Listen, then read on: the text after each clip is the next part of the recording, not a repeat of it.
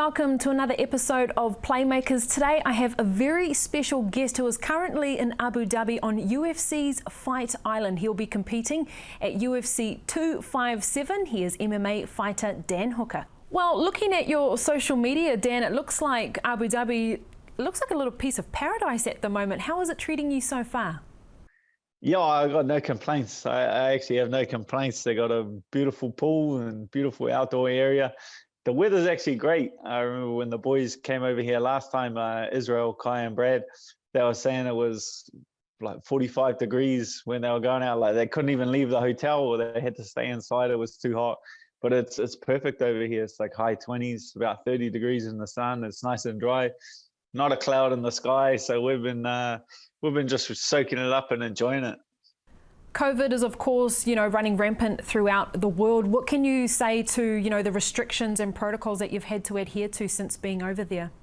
Yeah, they've taken pretty good care of us. Like once we first arrived over here, we landed in Dubai and then had to drive for an hour to get to Abu Dhabi. And they have there's a border between the two cities. And we had to go through, there's these tents out in the middle of the desert. And we go through and they'll so what they would usually do if you're coming through is they would COVID test you there, put like a wristband on you to track your whereabouts and make sure that you are staying in your house for the 10 or 14 days.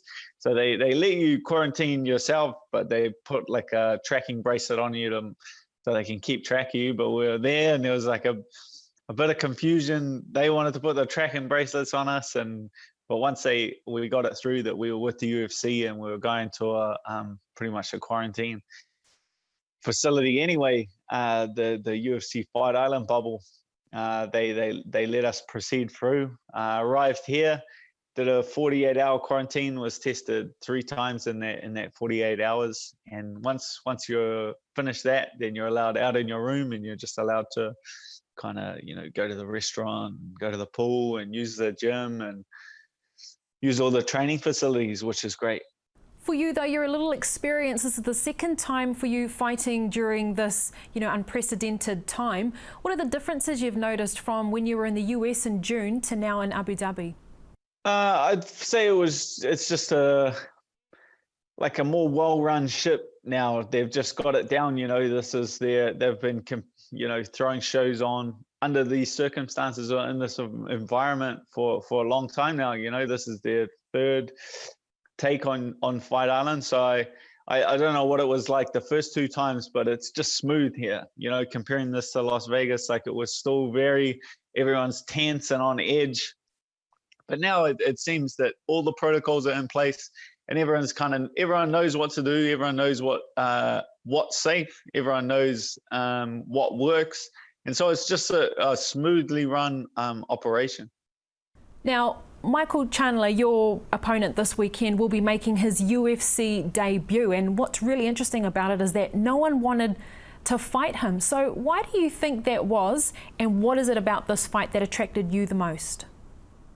They don't want to take the risk. They don't want to know, the unknown, the uncertainty. The UFC threw him into that position, putting him as the backup for the title in Khabib's last fight. So that when that happened, I knew how much stock the UFC was putting into him, and I was one of the first guys to put my hand up and say that I'd welcome him to the UFC. On a card like this, a huge McGregor card, Khabib coming out and saying this week that an impressive performance in the main event or co-main event could earn a title shot. There's a lot at stake. I knew this would be a high-risk fight, but it's obviously a high-reward fight as well. With the potential of an impressive stoppage here, could be a world title.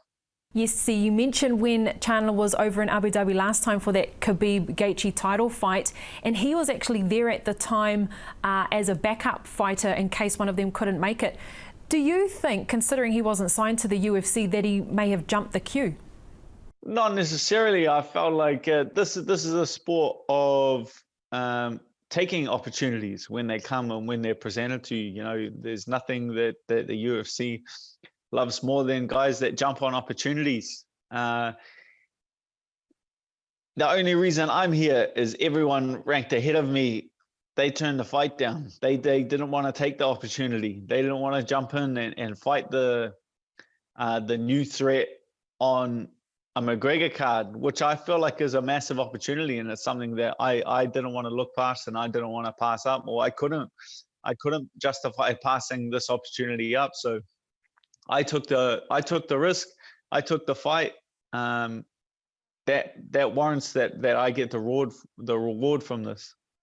Now that he's going to be fighting you, we're all learning about what credentials he brings to the UFC, and of course they're really touting his All-American wrestling background. In comparison though, do you think you have more tools in the box against a fighter like Chandler? I don't even know what an All-American wrestler is. I know I can knock him out if I punch him in the chin. That's one thing. Yeah, I feel like I've been competing at a high level for a long time, and I just definitely feel like stylistically this match leads to my advantage. You know, he's going to have to get on the inside, and he's going to have to take me down. I think I feel like I'm one of the more difficult guys to take down in the division, and one of the more awkward guys to wrestle. I don't feel like he's going to have wrestled a style like mine so much before. And just on the feet, my reach advantage would be massive. It's huge. You know, he's really going to have to close the distance. And I with the skill set that he does have, you know, a big right hand and a pretty simplified kickboxing game, I don't feel like he's going to be able to get in and land those pretty basic shots that he throws. And not to mention, you have your own wrestling credentials as well. Sometimes overlooked, isn't it? Oh, they're all pretty confident with the takedowns and with the wrestling till they actually get out here and realize that I'm not a striker. You know, I started fighting professionally in MMA when I was 19 years old. So I've been doing this for an incredibly long period of time. You know, I'm 30 years old now, so that's an 11-year professional MMA fighter. So I'm incredibly well-rounded. You know, I'm not a striker, I'm not a wrestler, I'm not a grappler, I'm an MMA fighter. So he's not yet ranked. Do you feel like there's a bit of a marking your territory mentality ahead of this fight? Less of that outlook on it. More of I'm excited for a new challenge or an unexpected challenge. You know, this is someone that I didn't, you know, he's been the face of Bellator for, man, he started fighting in Bellator like his third professional fight, and he's had 25 fights in Bellator, which is an incredible stretch in such a, you know, a prestigious organization. So I was not expecting to fight him. He was like the poster boy for Bellator, like the face of the Bellator lightweight division. So it's not someone I ever expected to compete against. So when he came over to the UFC, I look at it as a new challenge. And as a fan, I'm just as interested as everyone else to see how his skill sets match up in the UFC's lightweight division. So yeah, it's not so much like marking my territory as excited to welcome him to the UFC. Dan, despite not getting the win in your last fight against Dustin Poirier in June, what have you learnt from that experience that we can maybe expect to see the result of this fight? I feel like I've changed my whole approach from that fight. Just the way I approach this sport is just matured. You know, I've been in the UFC for 7 years now, and it's really from that fight where I feel like I've grown a new part of my game, or developed a new part of my game in terms of maturity. Like I came in here into the UFC as a kid, just a young, hungry kid, came to fight, wants to get out there, knock people out, put on excited performances, and win $50,000 bonuses. You know, performance of the night, fight of the night, and I did that. I went out there and won a bunch of knockout of the nights, submissions, fight of the nights, but there was a cap on that. You know, now it's developed where I want to be champion, and instead of being the toughest or being, you know, the best finisher, I want to go out there and prove that I'm the best, the most skillful fighter, and worthy of being a world champion.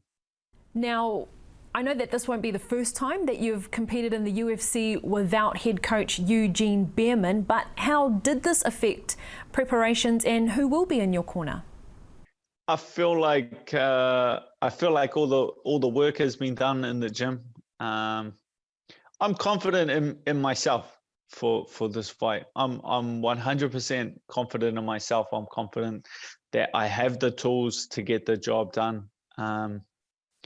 In myself. So I have a couple of people in my corner. I have George Hickman, who is the head coach at Tiger Muay Thai. When I was training out there, I've trained with him for a very long period of time. He's an incredibly experienced head coach. So there's an old head there, and then I have one of my training partners, one of my students from my academy, who I do a lot of training, a lot of drilling, a lot of pad work with. So I've brought him with to chuck around for a couple of weeks to keep me fit and keep me sharp. So I feel like it plays into the same hand as my maturity. You know, I don't want to go out there and get in a wild fight and get in a back and forth brawl. And one way I can do that is by showing my student in my corner how walking the talk. You know, I tell him, fight smart, fight technical, break guys down, don't get hit. You know, you tell all these things, and then I go out there and I fight like a madman. So this is kind of the reverse of that, where he can sit cage side and I can demonstrate and I can show firsthand how he can do it, how he can fight smart. So it's kind of a learning experience for him and me getting to teach hands-on. That's really great. He'll be certainly buzzing for sure. I bet you it reminds you of, the novelty of being at a UFC. It'll be an amazing experience for him. Yeah, like you talk to the commentators and things, and he's just like, whoa, there's DC, there's Paul Felder, man, this is nuts. Like, there's John Anik, like, just stuff. Yeah, you forget it. You forget about it once you've done it so many times. Like you kind of take all of this for granted. Like we're doing it. He's like, what? We can use this. We can go here. It's like, yeah, you can. He's a young fighter from my gym. Hugely talented, but a long way to go in the sport. Great body to throw around, and just it's good to have someone here. They're just young and excited. Excited to be here, excited to be on Fight Island and experiencing everything. So you can definitely, me, it is the 15th time I've done UFC Fight Week. So it's it gets, I wouldn't say it gets old, but it gets a bit routine. So it's good to inject a bit of inject a bit of youthful energy into it. Did Eugene give you a parting message before you left? Yeah, like the game plan's there. I feel like what I need to do is tattooed on the back of my eyeballs. My coaches, my coach Twist is very simple. It's very simple. I feel like this is a good fight, and I feel like for me to show that, because I don't feel like Chandler's capable of making too many adjustments in the fight. I feel like his game and what he's going to do is pretty set in stone, and I don't feel like he's going to come out and do anything wild or change his game too much. So I feel like I know what I'm in for, and I feel like I know what to expect. He is dangerous and he is explosive, but it's pretty straightforward, and it's pretty simple the way he fights. It's pretty bread and butter. And of course, Dana White's come out and said that he's had a little bit of a cordial with Khabib, who may not be hanging up his gloves after all, and says that he will be casting an eye over these two lightweight fights, yours with Michael Chandler and of course Conor McGregor versus Dustin Poirier, for a potential opponent for Khabib in the future. Does that excite you at all? I already knew that there was a lot at stake this fight. I came here and I signed up for that opportunity of something big happening. With McGregor being on the card, essentially me and Chandler's fight was a backup for that main event. Once we got over here and everyone was nice and safe, there was no chance of that coming through. But I know and I can feel that there's something big will come from an impressive performance here, because something big is planned for Michael Chandler if he gets the W. So therefore, if I beat him and I beat him impressively, something big is there for me. And to have the champ say that he could fight the winner of the co-main event if they do something impressive. Anything can happen in the sport, and with my style especially, being capable of getting an impressive finish, I definitely feel it's there, but I definitely feel no added pressure to put on an impressive performance. You and I have spoken in the past, Dan, about how the lightweight division is probably one of the most deepest in the UFC. I mean, you haven't even fought, you know, the likes of Khabib, if he does in fact come back, Oliveira, Tony Ferguson, Conor McGregor, who will be on this card as well. Is there a chance that, you know, a win over Chandler will give you the opportunity to finally fight one of those guys? I'm not necessarily looking past, you know, Michael Chandler or anything like that. My ultimate goal is to be the champion. That's the position I'm at now. It's to be the world champion and to wear the belt. So I kind of see through all the. I don't get distracted by, you know, the big names and the personalities and the characters that come with those names. I'm focused.